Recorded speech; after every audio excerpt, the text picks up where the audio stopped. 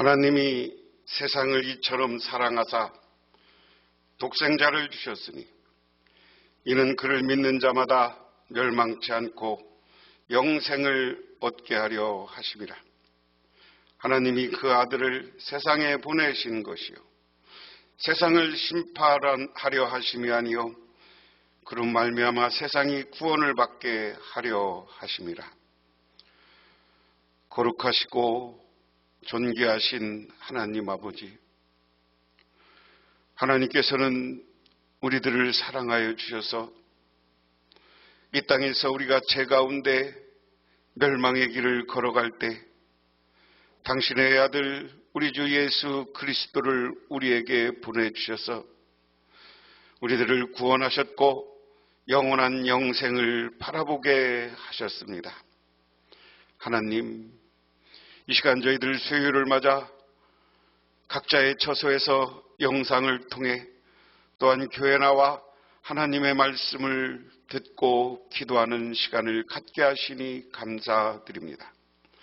오늘 이 시간이 주님을 만나는 시간이 되게 하시고 주님의 말씀을 통하여서 우리가 거듭나게 하옵소서. 예수님 이름 받들어 기도드리옵나이다. 아멘. 하나님의 말씀 봅니다.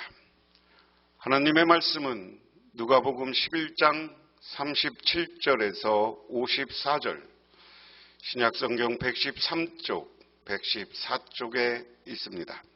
예수께서 말씀하실 때 한 바리새인이 자기와 함께 점심 잡수시기를 청하므로 들어가 앉으셨더니 잡수시기 전에 손 씻지 아니하심을 그 바리새인이 보고 이상히 여기는지라. 주께서 이르시되 너희 바리새인은 지금 잔과 대접의 겉은 깨끗이 하나 너희 속에는 탐욕과 악독이 가득하도다. 어리석은 자들아, 겉을 만드시니가 속도 만들지 아니하셨느냐. 그러나 그 안에 있는 것으로 구제하라. 그리하면 모든 것이 너희를 깨끗하리라. 화 있을진저 너희 바리새인이여, 너희가 박하와 운양과 모든 채소의 11조는 드리되 공의의 하나님께 대한 사랑은 버리는도다. 그러나 이것도 행하고 저것도 버리지 말아야 할지니라.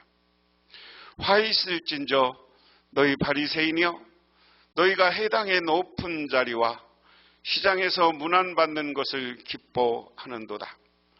화 있을진저 너희여, 너희는 평토장한 무덤 같아서 그 의의를 밟는 사람이 알지 못하느니라. 한 율법 교사가 예수께 대답하여 이르되 선생님, 이렇게 말씀하시니 우리까지 모욕하심이니까. 이르시되 화 있을진저 너희 율법 교사여, 지기 어려운 짐을 사람에게도 지우고 너희는 한 손가락도 이 짐에 대지 않는도다. 화 있을진저 너희는 선지자들의 무덤을 만드는도다. 그들을 죽인 자도 너희 조상이로다. 이와 같이 그들은 죽이고 너희는 무덤을 만드니 너희가 너희 조상의 행한 일의 증인이 되어 옳게 여기는도다. 그러므로 하나님의 지혜가 일렀으되 내가 선지자와 사도들을 그에게 보내리니 그 중에서 더러는 죽이며 또 박해하리라 하였느니라. 창세 이후로 흘린 모든 선지자의 피를 이 세대가 담당하되 곧 아벨의 피로부터 제단과 성전 사이에서 죽음을 당한 사가랴의 피까지 하리라. 내가 너희에게 이르노니 과연 이 세대가 담당하리라. 화 있을진저 너희 율법 교사여, 너희가 지식의 열쇠를 가져가서 너희도 들어가지 않고 또 들어가고자 하는 자도 막았느니라 하시니라. 거기서 나오실 때에 서기관과 바리새인들이 거세게 달려들어 여러 가지 일을 따져 묻고 그 입에서 나오는 말을 책잡고자 하여 노리고 있었더라. 아멘. 지난 시간에는 복 있는 자라는 제목으로 말씀을 드렸습니다. 복 있는 사람은 누구냐? 예수 그리스도의 말씀 안에 거하고 예수 그리스도를 믿음으로 영생과 구원을 받는 사람들이 복 있는 것이다. 예수님은 갈릴리에서 활동을 하시다가 이제 사마리아를 거쳐서 이제 이쪽 예루살렘으로 오시고 있습니다. 이게서 예수님의 공생애에 마무리하는 시점이에요. 그래서 이렇게 예수님이 기도를 가르치고 많은 사람들에게 말씀을 가르칩니다. 9장 앞부분까지는 여러 가지 기적 이야기가 많이 나오는데요. 9장이 지나면서 예수님의 가르치는 이야기가 나와요. 나폴레옹이 러시아의 침공에 실패했을 때 역사는 새롭게 씌어지기 시작했습니다. 역사가들은 그의 큰 실패의 원인이 바로 나폴레옹의 고집 때문이었다라고 지적합니다. 1812년 그가 원정을 떠날 때 전문가들은 그 해의 날씨가 예년에 비해 훨씬 추울 것이라고 조언했습니다. 그들은 철새가 다른 해보다 빨리 이동하고 있는 것을 포함하여 여러 가지 증거를 들면서 러시아 원정을 늦출 것을 요청했습니다. 그러나 자만이 가득 차 있던 나폴레옹은 전문가들의 충고를 무시했습니다. 그리고 그 결과는 참담했습니다. 당시 프랑스 군의 네이 사령관은 그의 아내에게 보낸 편지에 이렇게 기록하고 있습니다. 군대의 행렬은 무시무시한 눈발에 파묻혀버리고 말았어. 나구병들은 코사르군의 깃대 위에 쓰러지고 있어. 악조건을 무시하고 앞을 향해 전진하는 것만이 능사가 아닙니다. 자만은 화를 불러옵니다. 진정한 용기는 남에게도 귀를 기울일 줄 아는 것이고 전진할 때와 머무를 때 그리고 물러설 때를 아는 것입니다. 이것처럼 우리가 하나님의 앞에 어떤 사람이냐? 내 고집과 내 교만과 내 생각대로만 살면 화가 미친다는 거예요. 그런 의미에서 화 있을진저 그랬습니다. 자, 오늘 37절 말씀에 예수께서 말씀하실 때 바리새파 사람 하나가 자기 집에 잡수시기를 청하니 예수님께서 앉으셨다. 개역개정판에는 점심 잡수시기를, 하여간 점심이 됐든 저녁이 됐든 예수님이 이제 말씀을 가르치고 있는데 시장기가 느껴지는 때였던 것 같아요. 그러니까 예수님, 우리 집에 와서 식사를 하시죠. 그러니까 예수님이 들어가서 그냥 앉았어요. 그래서 38절, 그런데 바리새파 사람들은 예수가 잡수기 전에 먼저 손을 씻지 않으신 것을 보고 이상히 여겼다 하는 겁니다. 왜냐하면 유대인들의 유전이라고 이야기해요. 유대인들의 유전, 다른 말로 하면 전통입니다. 근데 반드시 유대인들은 밖에 나갔다 들어오면 손 먼저 음식 먹기 전에 손을 씻고 앉아야 되는 거예요. 그리고 나서 음식 먹는 게 유대인의 율법, 유전이라는 건 전통 율법에 기록되어 있단 말이에요. 그러니까 모세오경에 있는 기본 율법 말고 유대인은 수없이 많은 규례를 가지고 있어요. 그런 규례에 따르면 반드시 이런 규정이 있는 거예요. 손을 나중에는 손을 오른쪽 먼저 씻어야 하는 왼쪽 이런 규정까지 아주 잡다하게 있어요. 그런데 예수님은 그걸 지키지 않았다는 얘기예요. 그러니까 이상히 여겼다. 그러나 주님께서는 그에게 말씀하셨다. 지금 너희 바리새파 사람들은 잔과 접시의 겉은 깨끗하게 하지만 너희 속에는 탐욕과 악독이 가득하다.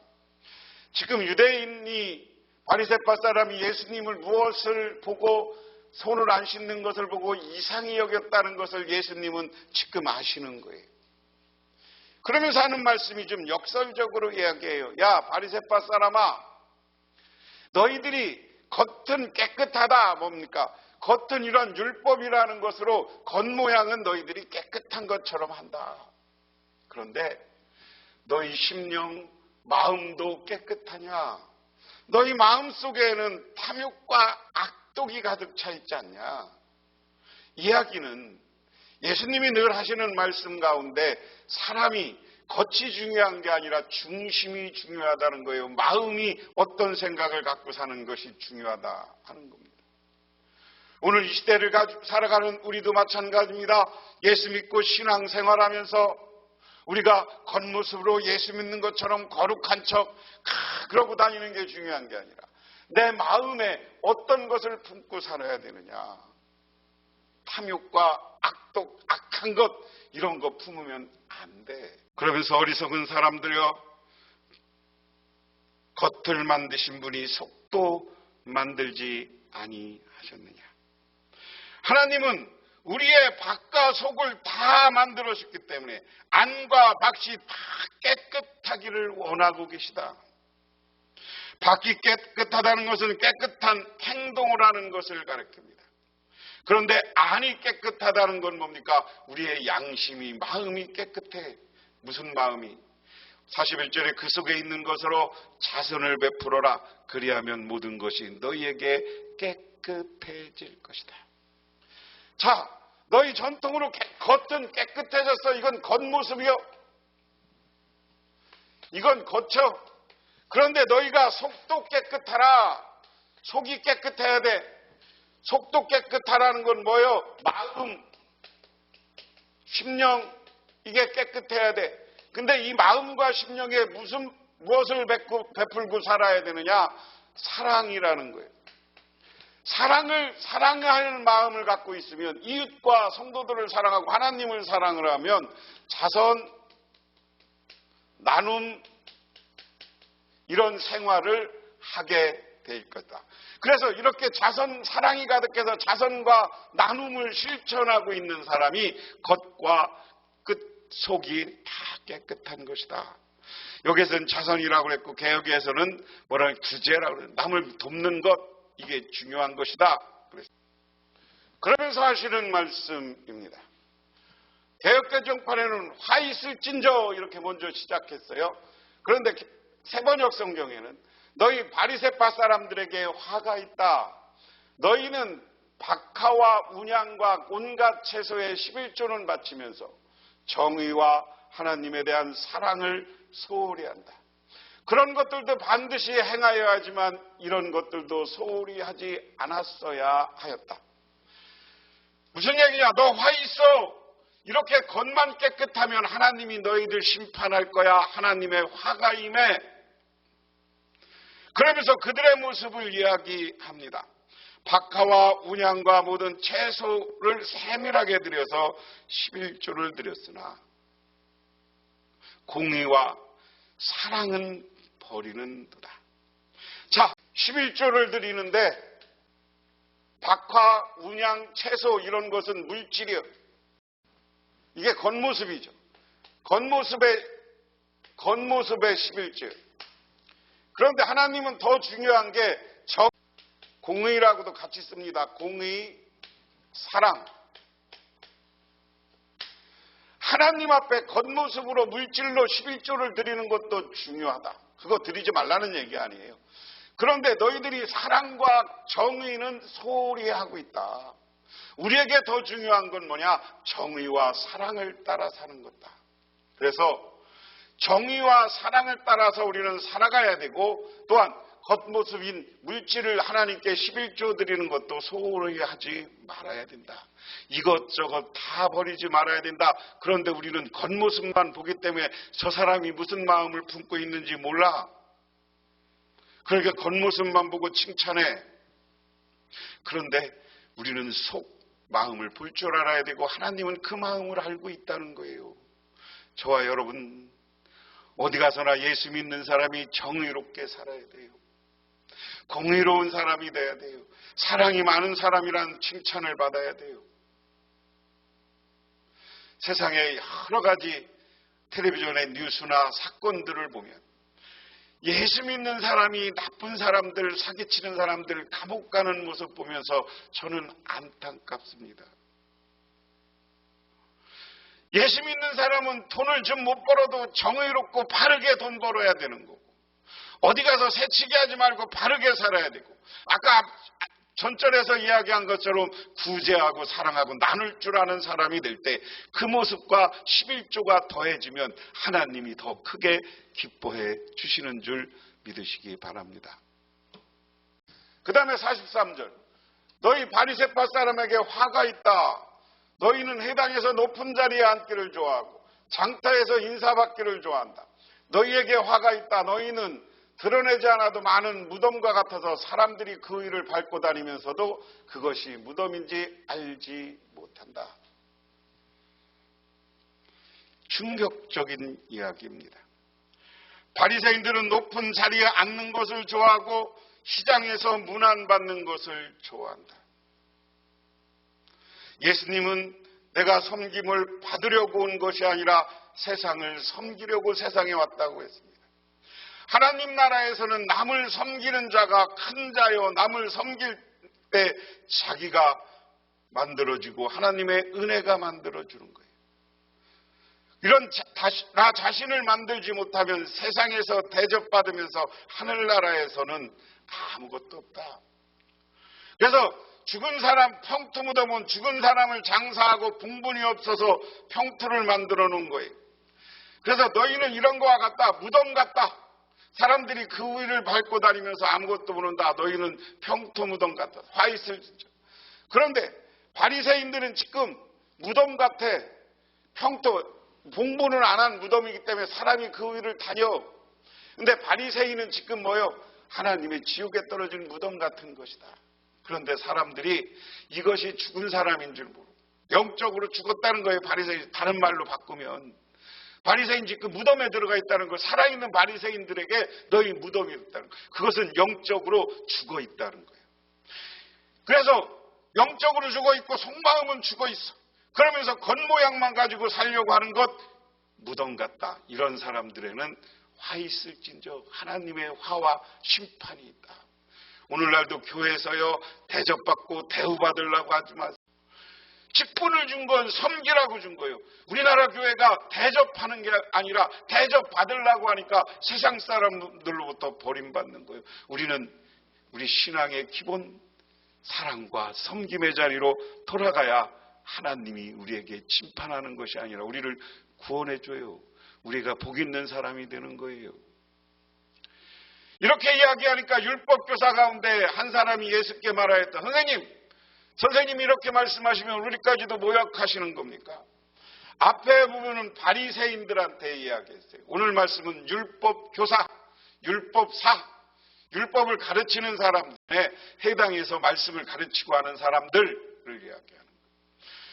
그러니까 이스라엘의 지도자를 이룬 것이 하나는 율법학자 바리새인들이 있고 하나는 율법교사들이 있어요. 율법교사들이 율법을 가르치면서 자기들이 대접받고 대우받은 거예요.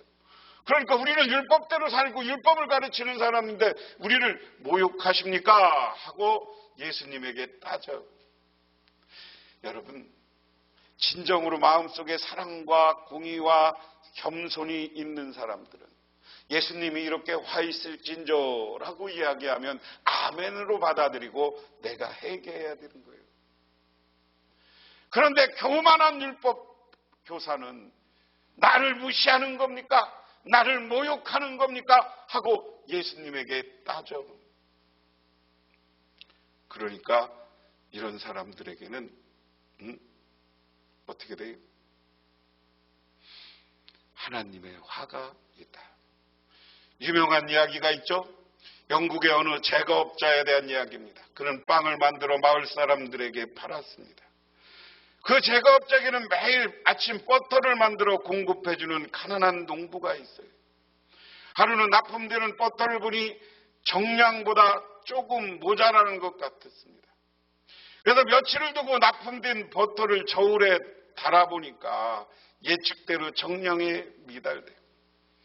그래서 화가 난 이 버터 빵집 사장이 아유 따졌어.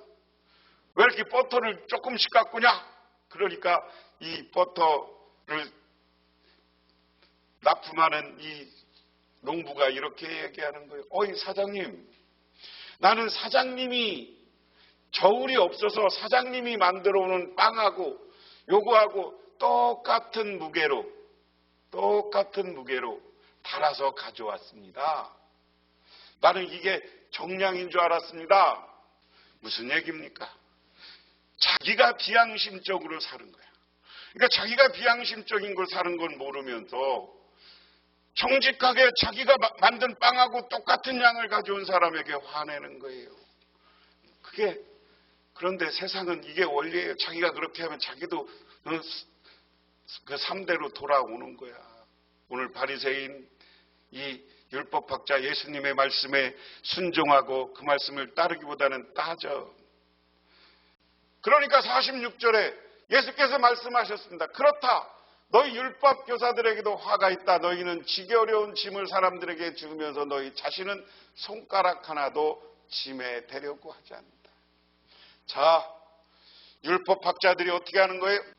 율법학자들이 말로는 야, 너 사랑하면서 살아, 베풀면서 살아, 이렇게 하고 자기들은 안 지킨다는 거예요. 손가락에 얘기하면 너는 이렇게 살아, 율법에 이렇게 돼 있어, 이렇게 가르쳐. 근데 나는 율법학자 자신들은 손가락 하나도 이런 실천을 행하지 않는 교만한 사람들 아니냐. 그 다음에 그렇게 함으로써 너희는 너희 조상이 저지른 소행을 증언하며 찬동하는 것이다. 너희 조상들은 예언자들을 죽였는데 너희는 그들의 무덤을 세우기 때문이다. 무슨 얘기냐? 너희들은 그렇게 율법만 가르치면서 겉은 하나도 실천 안 하면서 살았다. 그런데 너희 조상들이 한 일 뭐야? 오늘 유대인들과 바리새인들에게 오늘 솔직히 얘기하는 거예요. 야, 니들 뭐 했어? 이스라엘 역사에서 니들 회개하라고 무수한 예언자들이 왔어. 니들 그들 죽였지 않냐? 예수님이 가깝게는 누구예요? 세례 요한을 죽인 유대인들. 그리고 위로 올라가면 이사야나 예레미야나 이런 사람이 예언할 때 그들이 자기 뜻에 안 맞는다고 고문하고 죽였던 사람들. 그런데 너희들은 너희 조상이 잘못한 걸 회개하지 않고 역시 너희 조상의 무덤을 만들어 놓고 그것을 잘했다고 하는 거야. 무덤 세워놓고 엉뚱한 시래. 그러므로 하나님의 지혜도 말하기를 내가 예언자들과 사도들을 그에게 보냈는데 그들은 그 가운데서 더러는 죽이고 더러는 박해할 것이다. 그러므로 야, 하나님이 나에게 이야기했어. 너희들에게 앞으로도 선지자와 사도들, 예언자와 사도들을 너희들에게 보낼 거야. 근데 너희들이 그 더러는 죽이고 더러는 박해할 것이다. 이 이야기는 예수님이 돌아가신 후에 교회에 올 교회와 교회의 사도들을 예언자, 선지자와 사도라고 이야기하는 거예요. 그들이 왔을 때 그들을 오늘 유대인들이 어떻게 했느냐 우리는 나중에 이야기지만 사도행전에 보면 얼마나 많은 핍박을 하고 죽이고 예수 믿는 사람이 도망쳐야 됐습니까? 창세기를 흘린 예언자의 피의 대가를 이 세대에 요구할 것이다. 아벨의 피에서 비롯하여 제단과 성소에 쌓여 죽은 사갈의 피에 이르기까지 말했다. 그렇다. 나는 너에게 말한 이 세대가 그 책임을 져야 한다. 아담의 둘째 아들 아벨은 최초의 순교자로 보는 겁니다. 아벨이 하나님께 합당한 제사를 드렸기 때문에 하나님께서 연락하였으나 형 가인이 시기하여 아벨을 죽였습니다. 사가랴는 여호야의 아들 스가랴를 가리킵니다. 그는 여호와의 말씀을 전하다가 여호와의 전뜰 안에서 돌에 맞아 죽었습니다. 그것은 역대하 24장 20절에서 22절에 나옵니다. 성경은 이 두 사람의 이야기를 했지만 바르게 산 사람들, 하나님의 사람, 하나님의 말씀을 전하다 죽은 사람들, 그들의 피를 너희들이 책임져야 될 것이다. 무슨 얘기예요? 너희들 이렇게 율법학자들, 율법교사들 잘 실천하지 않고 손가락질하고 다른 사람만 하고 너희들은 뭐냐? 전통이라 그러면서 율법이라 그러면서 그것 갖고 너희들 잘 먹고 잘 샀냐? 그래. 그리고 너희들이 또 나중에 율법에 빗대서 예언자와 사도를 죽일 거야. 그렇게 되면 그 선지자의 피와 과거에 죽은 아담의 피, 스가랴의 피, 이 순교자들의 모든 피를 너희들이 책임져야 될 것이다. 책임진다는 건 뭐예요? 그만큼 그 죄값을 받으라고요. 그 다음에 너희 율법교사들에게도 화가 있다. 너희는 지식의 열쇠를 가르쳐서 너희 자신도 들어가지 않고 또 들어가려고 하는 사람도 막았다. 야, 너희들이 율법이라는 것으로, 율법이라는 선생이라는 이유로 많은 사람들이 새로운 지식, 이 지식은 하나님 나라에 대한 지식, 구원에 대한 지식, 하나님 나라와 구원에 대한 지식이 있는 거예요. 그런 것을 추구하는 사람이 있는데 너희가 율법을 조금 안다는 것으로 막았어. 그리고 너희도 막았고 다른 사람들도 막았어. 그러니까 너희들 화가 있다, 심판이 있다. 예수께서 그 집에서 나오실 때 율법학자들과 바리새인 있을 사람들이 잔뜩 앙심을 품고서 여러 가지 물음으로 예수님을 몰아붙이기 시작했다. 그들은 예수님에서 나오는 말에 트집을 잡으려고 노렸다. 자, 예수님이 화 있을진저 하는 이야기는 뭡니까? 너희들 심판받아 회개하고 돌아와 하는 이야기였어요. 지난 시간에 요나가 니느웨 성을 회개시킨 얘기를 했어요. 오늘 예수님은 자기를 요나보다 큰 자라고 지난 시간에 말씀드렸어요. 누가복음 앞부분에. 그러면 나는 너희들을 회개시키러 온 하나님의 사람이야, 하나님의 아들이야, 그 얘기예요. 그러면 내 말 들어. 그래서 너희들 화가 있어. 회개하지 않으면 화가 있어. 이렇게 말한 건데 그 다음에 이 못된 사람들의 반응은 어때요? 예수님이 그 집에 나올 때 앙심을 품고 막 질문하는 거야. 말 트집 잡는 거야. 회개보다는 예수님을 죽이고 예수님을 자기들의 마음과 양심의 가책보다는 그것을 덮고 역시 겉모습만 가지고 살려고 하는 못된 사람들의 모습이다 하는 겁니다. 유명한 이야기가 있습니다. 깨진 찻잔이라는 이야기예요. 우즈베키스탄 어느 족의 민화에 있는 이야기입니다. 코르칸 지방의 남폭한 왕은 찻잔 하나를 유독 아꼈습니다. 어느 날 왕은 잔치를 베풀던 중 찻잔을 떨어뜨려 산산조각내고 말았습니다. 왕은 온 나라에 도자기공을 불러서 깨진 잔을 원래대로 만들어 놓지 않으면 목을 베겠다고 명을 내렸습니다. 당황한 도자기공들은 100세가 넘은 장인 우스만을 찾아갔습니다. 우스만은 일령을 요청했고 드디어 365일째 되는 날 손자 자파르와 함께 보자기를 들고 나타났습니다. 보자기 안에는 찻잔이 빛을 내고 있었습니다. 모두들 우스만의 비술을 궁금해했습니다. 자파르도 할아버지의 비술이 궁금해 몰래 작업실에 들어갔다가 그곳에 깨진 찻잔이 그대로 있는 것을 보았습니다. 우스만은 1년 동안 작업실에서 깨진 찻잔과 똑같은 찻잔을 만들었던 것입니다. 인생을 살다 보면 깨진 조각을 붙이는 것보다 새롭게 시작하는 것이 이로울 때도 있습니다. 무슨 얘기냐? 우리가 오늘 예수님은 겉은 깨끗하나 속에 탐욕과 욕심으로 가득 찬 너희들 화 있을진저.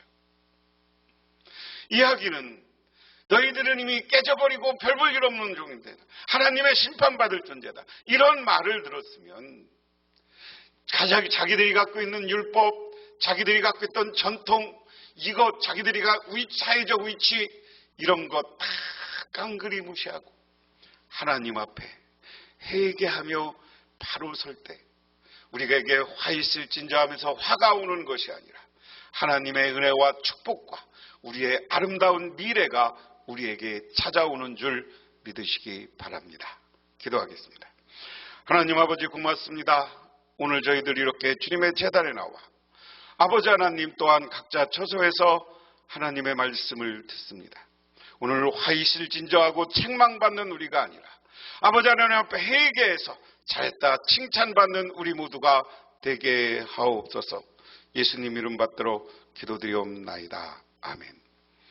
지금은 우리를 죄 가운데 구원해 주신 우리 주 예수 그리스도의 은혜와 온 우주를 창조하신 성부 하나님의 사랑하심과 우리 삶 가운데 찾아와서 우리 끌어가시는 성령님의 인도하심이 우리들 회개하고 하나님 앞에 축복받고 하나님의 영원한 하나님 나라의 주인공이 될 것을 결단하고 돌아가는 우리 북명교회 모든 성도님들과 그 가정 위에 영원토록 함께 하시기만을 간절히 축원합니다. 아멘.